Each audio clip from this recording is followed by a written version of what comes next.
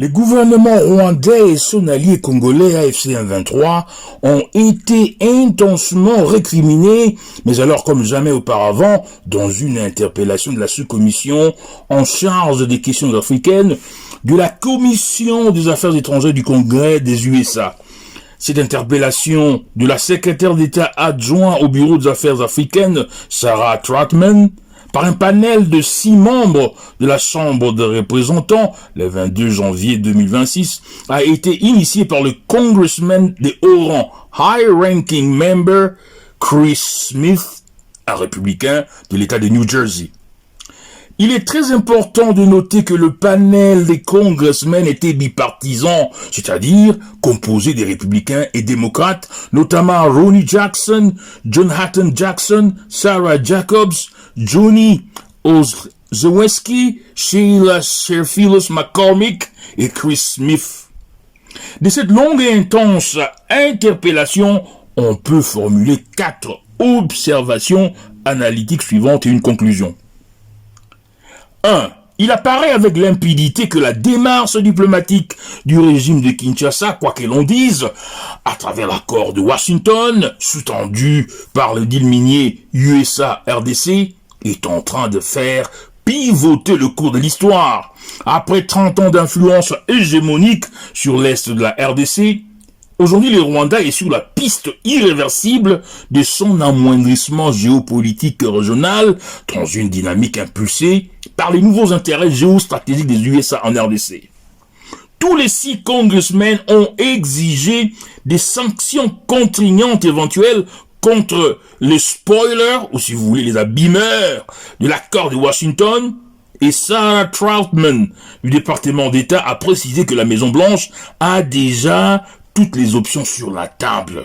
Plausiblement, cela veut dire que le schéma Venezuela peut être à l'horizon. Deuxièmement, comme cela s'est dégagé dans l'introduction du congressman Chris Smith, il y a émergence de l'étiolement de l'argument du danger des FDLR contre le Rwanda. Les FDLR n'ont pas mené une quelconque action offensive de l'ampleur invasive et dévastatrice de celle du M23 en RDC sur les territoires rwandais, ni occupé un fragment du territoire rwandais depuis plus de 10 ans. Donc, les Rwandais ne peuvent plus continuer à occuper les territoires congolais à cause d'une menace qui semble être plus projetée que réelle, dénuée de toute possibilité de matérialisation tactique. Alors que les soldats rwandais sont en RDC, où ils soutiennent l'AFC M23, comme l'a reconnu l'ambassadrice rwandaise aux USA, Mukantabana, causant de milliers de morts. Ce n'est plus soutenable ni admissible. Troisièmement, les congressmen ont démontré les caractères fallacieux de la fabulation selon laquelle le deal USA-RDC est essentiellement un schéma de prédation et de bradage de minerais congolais. Ils ont souligné l'engagement du Congrès, comme institution directrice de la loi aux USA, de s'assurer que les entreprises américaines opèrent en respectant les lois américaines et congolaises pour assurer la prospérité des Congolais. Et enfin, quatrièmement, sur plus de 80 minutes de cette interpellation, l'accent a été placé plus sur l'inclusion de la société civile congolaise dans le processus de l'intégration économique régionale. Curieusement, les dialogues et l'opposition en RDC n'ont été cités qu'une seule fois vers la fin de cette interpellation. Ceci démontre l'impuissance diplomatique d'une opposition congolaise apathique, dénuée de créativité, qui ne mène aucune démarche efficace auprès du Congrès des USA.